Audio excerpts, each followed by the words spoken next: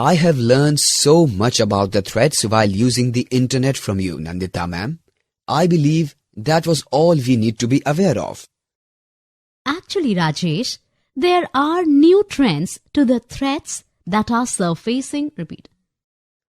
Oh, so there are new trendsetters too who are using the internet for dubious purposes? Yes, Rajesh. Let me tell you about some of them. Now you should know that cyberspace does not distinguish between a person with a bad intent and a normal user.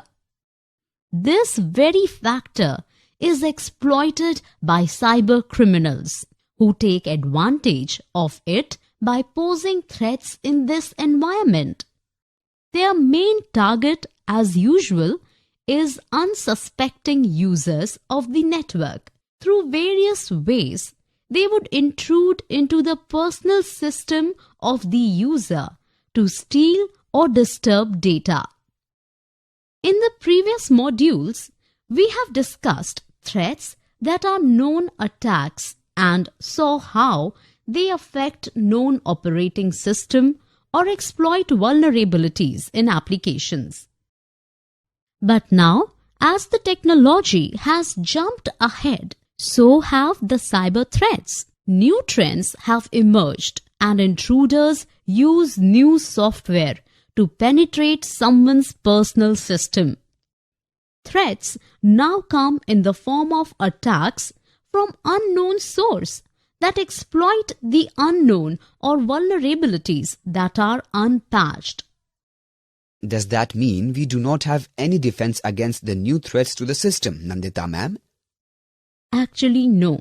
There are defense measures from the new threats too.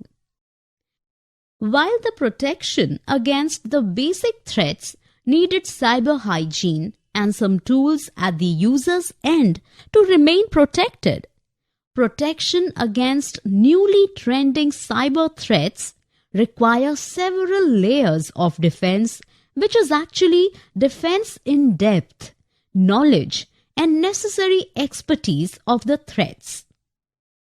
As a professional, you also need to have skills to detect and react to the attack. Development of skills to deal with them requires a separate curriculum involving hands-down training in the lab. What are these curriculum, ma'am? Well, there are also things called actors on the scene. Let me tell you about them. Actors on the scene means people who try to intrude into other person's system through the network. Oh, by that way, they can infiltrate the system through the network. Yes, Rajesh. Let me explain these activities in details. Let us first see as to what the motivations are for people to pose threats in the cyberspace and who they really are. The list of such people does not only include cyber criminals, but also the terrorists organizations like the ISIS. These organizations believe in radicalizing the population. These organizations use the internet to propagate radical messages to lure in more people into their manifesto. Radicalize into false prepositions, ma'am? Yes, these organizations, which are misfits of the world, just do that. Radicalize means causing somebody to adopt radical positions on political or social issues through the internet. They thereby recruit youths who are vulnerable. There are scores of cases where young children have first been attracted towards their propaganda and then radicalized. Ultimately, they are then drafted into joining ISIS from all over the world to fight for an inane cause. There are also other users of this practice, mostly from the secret services of various nations, who need to obtain information on an enemy country and prevent compromise of own information. Similarly, the defense and military organizations need to keep a tab on their enemy. For this purpose, they too use the internet to keep a tab on the other parties. Why would some secret organization of a nation do this, Nandita ma'am? The reason behind this is all about subcover. These organizations are paid to steal vital information from enemy nations. To do exactly that, they need to access the database of various nations who are opposed. For that, they need the internet. You might have heard about hacktivists, who are hackers and activists rolled into one and want to support and preach their ideology. Their agenda might include hacking into an enemy nation-state websites and defacing them as a counter to their hacking into own country websites. Yes, I have often heard in the news of infiltrators who disrupts national information systems. Definitely, Rajesh. These are organizations or individuals who target valuable data from a nation they are opposed. Oh my God! Could we too be targets to such organizations, Nandita ma'am? To tell you frankly, Rajesh, the possible targets of such enterprises are many. Who knows what data an organization or an individual keeps? Recently, the canvas for cyber attack is getting bigger. Besides individuals, there are numerous other targets that are threatened by the cyber attackers in multiple ways and means. Private companies and the industry are the biggest targets for industrial espionage, financial gains or competition by their rivals. Civil societies face the danger of losing vital information or getting blackmailed. The media might get their news compromised even before it is published or broadcasted. Public institutions remain on the radar of the cyber attackers to disrupt public supplies and services. The most important targets are the core or critical information institutions, or shortly called the CIIs, like the power, rail, road and air transportation networks. Communication networks providing the internet connectivity. Finally, as we all know, espionage means the practice of spying or of using spies. The military assets have always been the vital and strategic targets of enemies. So, such organizations only target military intelligence, ma'am? Apparently no. They also target business organizations too, because many business organizations keeps data which could be instrumental to their purposes. Oh, that is threatening. Is there any more threats, ma'am?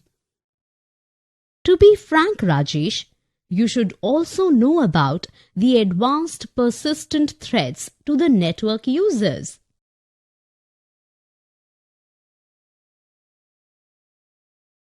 Advanced persistent threats. What are they, Nandita ma'am?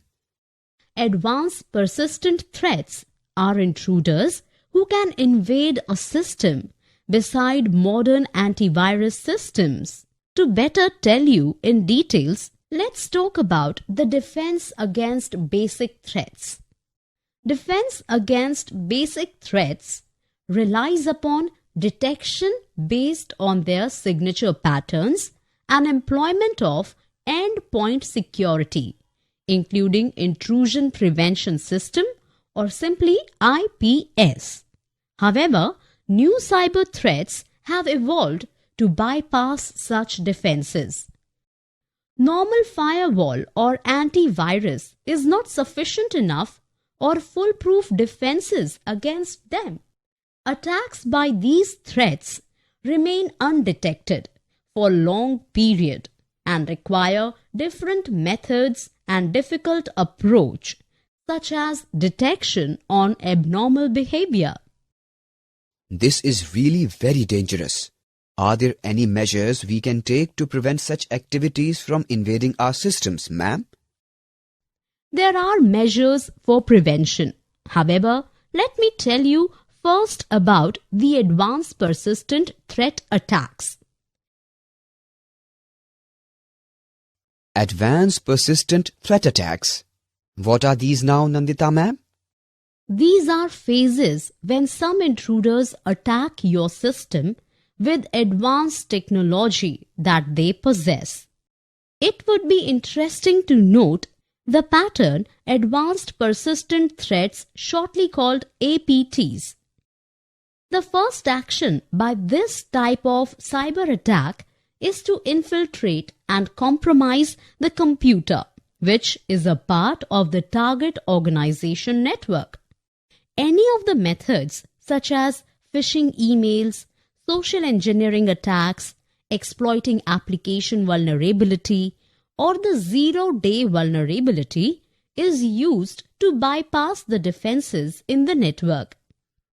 Having arrived on the scene, it reports to its master back home, which is the command and control, which is shortly known as CNC server. The attacker lies low for some time to avoid detection. The target computer works as the launchpad for this attack and remains on the lookout to attack the host network from inside, and thus APT ultimately compromises the entire network of the organization. It deploys additional tools to fulfill its goal of extracting data. On identifying the desired data, it establishes access point to steal the data. The attacker begins to send the data back to its master.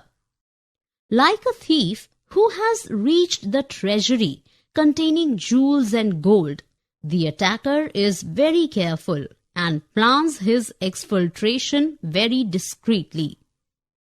Data is encrypted, as it does not alarm the tools deployed inside the network to prevent the data loss and sent out in batches to avoid detection due to anomalous behavior.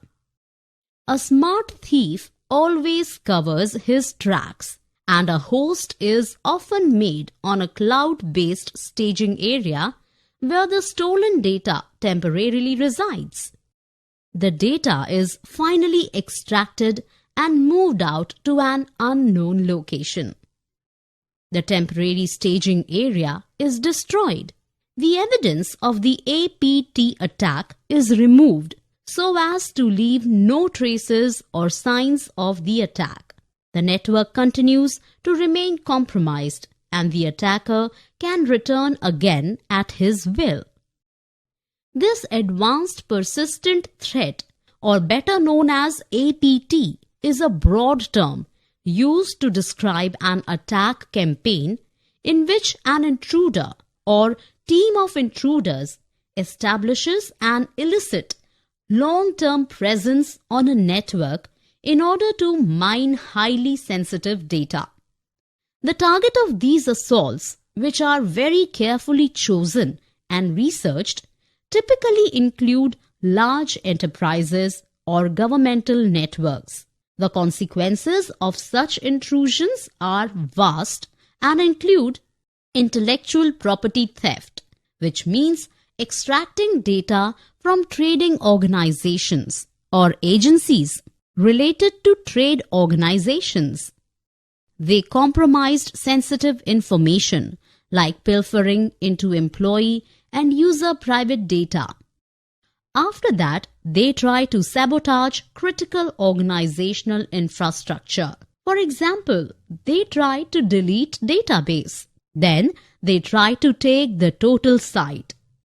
Executing an APT assault requires more resources than a standard web application attack.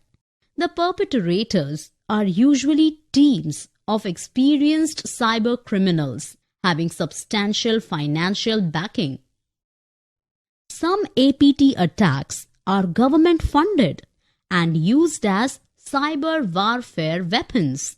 APT attacks differ from traditional web application threats in that factor they are significantly more complex. They are not hit and run attacks. Once a network is infiltrated, the perpetrator remains in order to attain as much information as possible. They are manually executed and not automated against a specific mark and indiscriminately launched against a large pool of targets. They often aim to infiltrate an entire network as opposed to one specific part. More common attacks such as remote file inclusion or simply referred to as RFI, SQL injection and cross-site scripting, which is also known as XSS, are frequently used by perpetrators to establish a foothold in a targeted network. Next, Trojans and backdoor shells are often used to expand the foothold and create a persistent presence within the targeted perimeter. How can organizations mitigate APT attacks? Apparently, these organizations target unsuspectful organizations and infiltrate their systems. APT attacks usually target the networks of organizations both in public or private sector and not individuals. It needs huge resources which only a state or government-sponsored or funded organization can afford. As the name suggests, the APT attacks try to stay hidden for a long time. It is obvious that protecting the organization from APT attack requires higher skills, processes, technology, and resources. There are thousands of variations in the malware that adds to the difficulty level to protect an organization against the APT. Constant monitoring of the network, collection of logs, and analysis of logs along with log correlation from various resources assists in detecting the APT attack. There are professional tools such as security information and event management, which is shortly called SIEM. This system helps in correlating and analyzing logs collected from syslog server. There are actually 5 steps in ATP attack. Let me tell you about them one by one. What are these 5 stages of ATP attack, Nandita ma'am? Unlike phishing expeditions, where hackers send out large numbers of infected emails, hoping to trap random victims, an APT assault seeks out one high-value target and looks for vulnerabilities within the target enterprise's infrastructure. In the very initial phase, a virus called the Configure worm was released. It raised its ugly head in 2008 and infected millions of computers in more than 200 countries. Is an example of a typical, albeit sophisticated, phishing campaign. In 2011, Symantec reported on an APT targeting companies in the petroleum and chemical industry called Nitro. That was a classic APT aimed at a narrow range of victims. Well, when it comes to the 5 stages of infiltration, it starts with reconnaissance.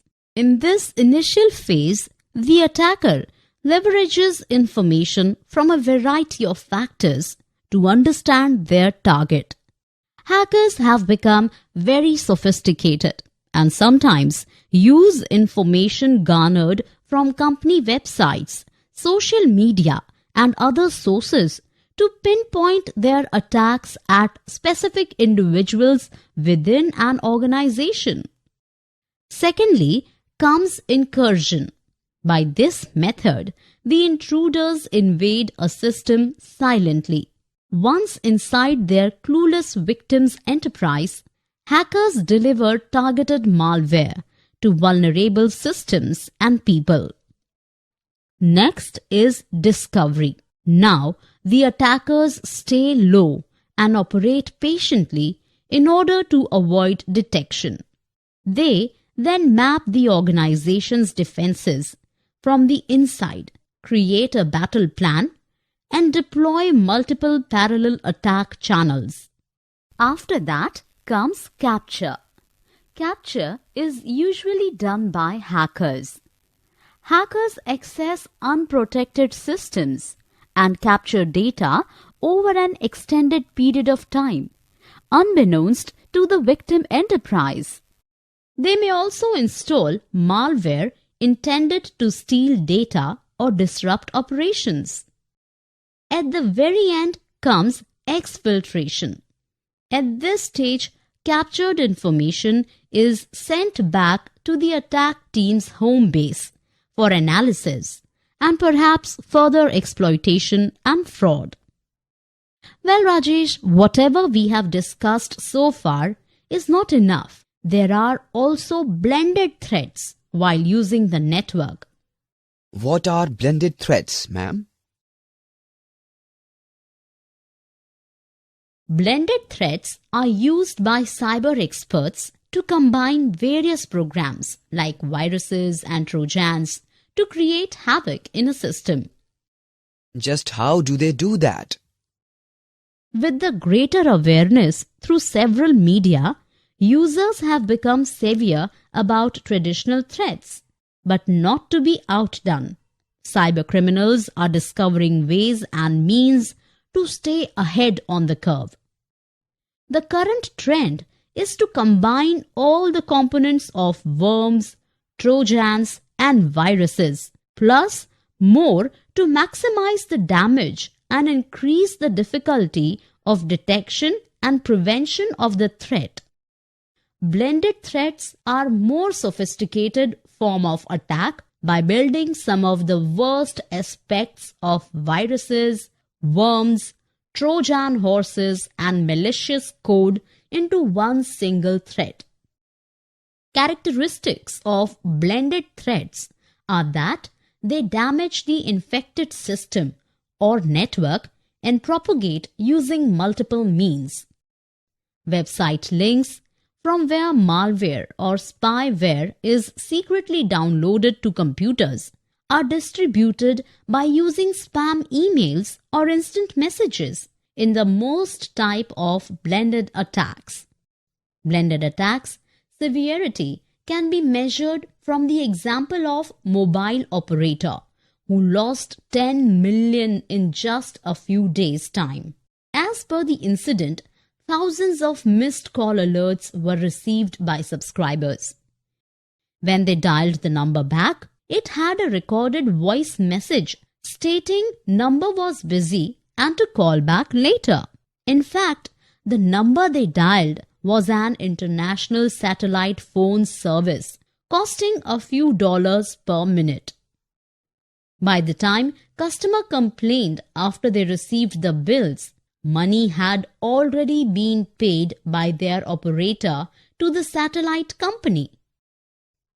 The customers had to be refunded by the operator from his own kitty, thus suffering a great loss. A blended approach might send an email with an attachment to the target computer, while the initial payload could be a virus in the attachment. It could also have worm-like capabilities to spread after making the original infection. Real-life examples of blended threat programs include Code Red and Bugbear. A significant percentage of modern malware are actually blended threads, even though they are referred to as a worm or virus. This is especially true with botnets, where exploits involve multiple forms of propagation, Trojan horse-like functionality, and then the capability to launch a coordinated denial of service attack. So, we are also to be aware of such threats, ma'am? Definitely, Rajesh. Now let me tell you about denial of service attacks. Just what is denial of service attack, ma'am? Have you come across moments on the internet when a particular website, which opens quickly on any normal day, doesn't open despite many attempts, and you are unable to say, look up your exam results, which has just been declassified and put on the web? Besides other factors, it happens because of sudden spurt of interest and everyone clicking on the website link simultaneously. Too much of traffic leading to the machine or the network makes it unavailable.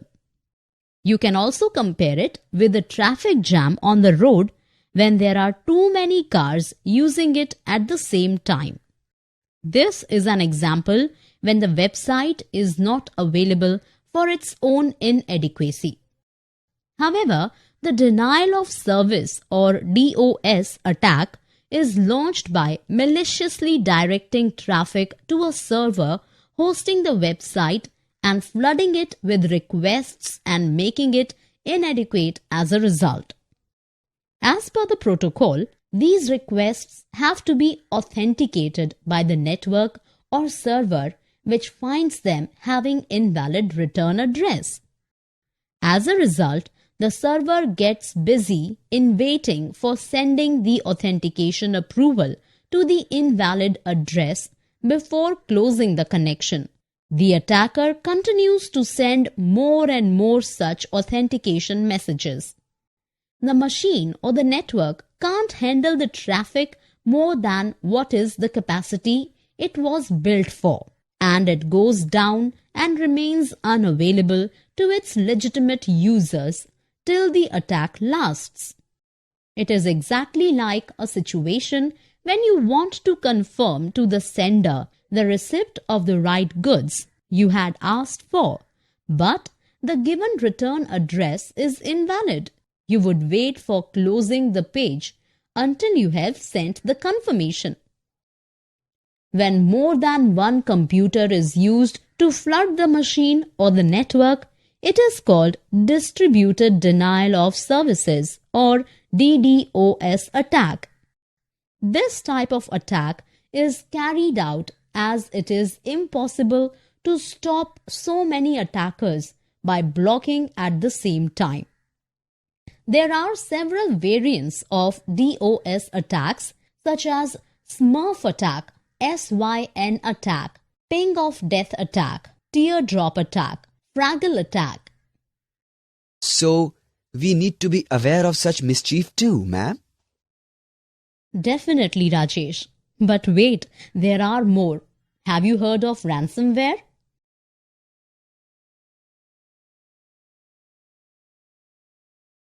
Ransomware? What is it, Nandita ma'am? Ransomware is a persistent malware that creates constant disturbance to the system. Imagine yourself finding this screen on your computer or words to this effect. When ransomware hits your system, no matter what you try, the screen doesn't change. You can be rest assured that it is a ransomware attack. It becomes bad when you realize that you had not backed up your computer and had constantly ignored the warning. The only course seems to be available to you is to accept the demands of the criminal. Ransomware is typically installed in a system through a malicious email attachment, an infected software download, and/or visiting a malicious website or link. When the system is infected with ransomware, it is locked down. The user's files are encrypted, or the user is restricted from accessing the computer's key features.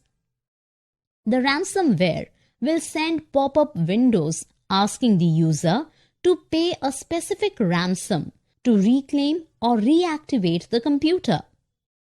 Moreover, some ransomware-based applications also impersonate or disguise themselves as police or a government agency, claiming that the user's system is locked down for security reasons and that a fine or fee is required to reactivate it. WannaCry, a type of ransomware attacks, exposed gaps in the cybersecurity. These are very recent activities. It had hit Jawaharlal Nehru Port Trust, or simply called JNPT, the India's largest container port at Navi Mumbai. One of the 3 terminals' operations was affected. This attack was a part of a bigger ransomware attack at global scale, which had shut down the operations of several other Russian oil companies, like the banks in Ukraine and European multinational companies, or shortly called MNCs. It took time and effort to restore the situation. The mere fact that such a large ransomware attack could be carried out with tremendous coordination by determined hackers to damage the global institutions or the critical information infrastructure, despite their best of the efforts to maintain security. What to do to avoid ransomware, Nandita ma'am? As we have discussed earlier, it is very important not to click on suspected phishing emails. These threats arise when we are the least concerned and click away happily at all the types of websites. From these sites, you pick up this threat. The ransomware attacks are mainly carried out through this method. It is not only wise that you back up your computer, but it is also strongly recommended. If you do become a victim of this attack, all you have to do is to simply delete or erase or format your drive that got infected and reload from the files from your backup. So we need to set up a backup for our systems? Yes, but you also need to be aware of insiders' threats and attacks. Insider threat and attacks? What are these, Nandita ma'am? Rajesh, there are also insiders in any organization who may be an expert in network operations.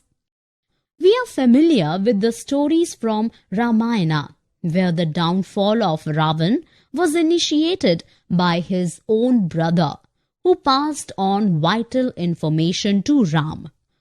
Same is the case in the cyberspace.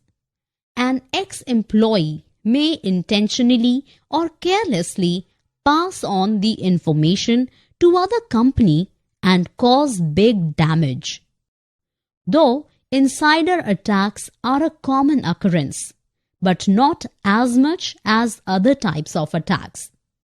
The main reason for insider attack is the attitude bordering casualness and carelessness in the companies where the processes is not strictly adhered to.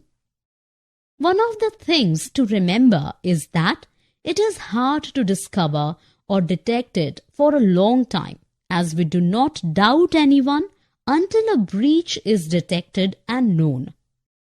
We must also remember that the cost to recover from the breach keeps on going up, longer it remains undetected.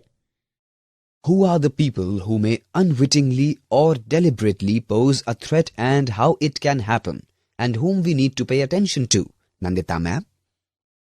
They could be anyone that you employ or someone who left the organization for self-adventures. They can infiltrate the systems in your organizations to create disturbances. In most of the organizations, there are users who are required to be given privileged rights. Unintentional data breach will depend upon how careful and clued up these people are to handle these rights. Maximum opportunities to misuse the data are possessed by these people. We also have large number of visitors to the organization who come to either repair or maintain the system. These people are given access to your system.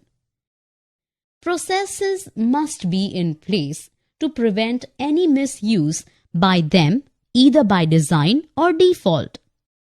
We had also discussed the third category of people who may pose as insider threat. These are the employees who leave the organization either on termination of their services on any ground or people who leave for greener pastures. Spirit to take revenge makes them embarrass the previous boss or organization. Sometimes the administrator forgets to block their entry to their systems and keeps their access intact, which can cause a lot of damage. To summarize in the end, you are advised to take a look at the scores of vectors in the picture below that attack the information system. Most of these vectors have been covered in the duration of this part of the training course, while the balance would be covered in subsequent schedules. To go for a recap of what you have learnt so far, just click on any of the buttons on the screen. While the protection against the basic threats needed cyber hygiene and some tools at the user's end to remain protected, protection against newly trending cyber threats requires several layers of defense, which is actually defense in depth, knowledge, and necessary expertise of the threats.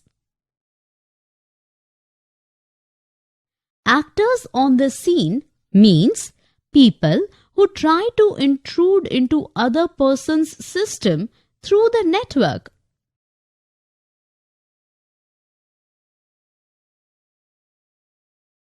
Private companies and the industry are the biggest targets for industrial espionage. Financial gains or competition by their rivals. Civil societies face the danger of losing vital information or getting blackmailed. Advanced persistent threats are intruders who can invade a system beside modern antivirus system. To better tell you in detail, let's talk about the defense against basic threats. An advanced persistent threat, or better known as APT, is a broad term used to describe an attack campaign in which an intruder or team of intruders establishes an illicit long-term presence on a network in order to mine highly sensitive data. Well, when it comes to the 5 stages of infiltration, it starts with reconnaissance. In this initial phase, the attacker leverages information from a variety of factors to understand their target. Hackers have become very sophisticated and sometimes use information garnered from company websites, social media, and other sources to pinpoint their attacks at specific individuals within an organization.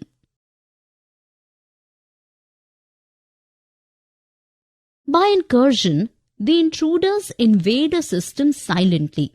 Once inside their clueless victim's enterprise, hackers deliver targeted malware to vulnerable systems and people.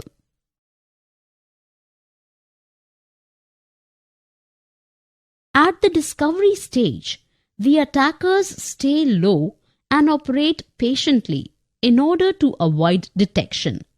They then map the organization's defenses from the inside, create a battle plan, and deploy multiple parallel attack channels.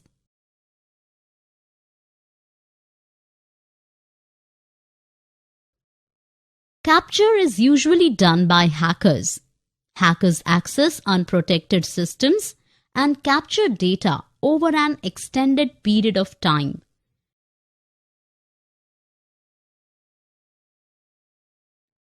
At this stage, captured information is sent back to the attack team's home base for analysis and perhaps further exploitation and fraud.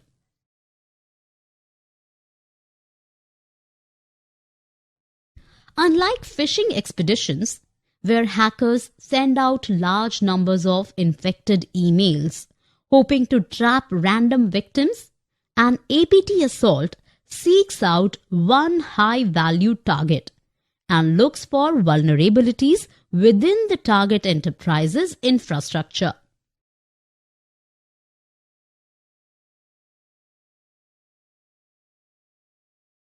Blended threats are used by cyber experts to combine various programs like viruses and trojans to create havoc in a system.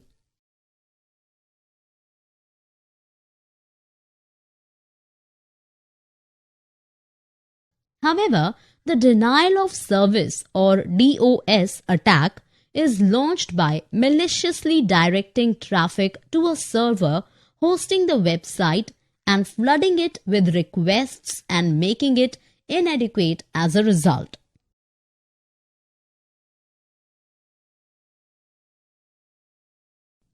When ransomware hits your system, no matter what you try, the screen doesn't change. You can be rest assured that it is a ransomware attack. It becomes bad when you realize that you had not backed up your computer and had constantly ignored the warning.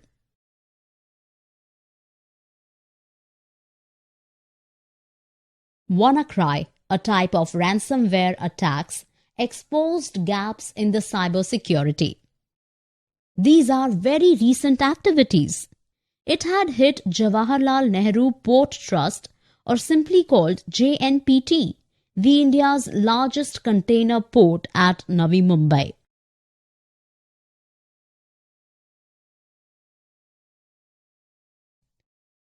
The main reason for insider attack is the attitude bordering casualness and carelessness in the companies where the processes is not strictly adhered to.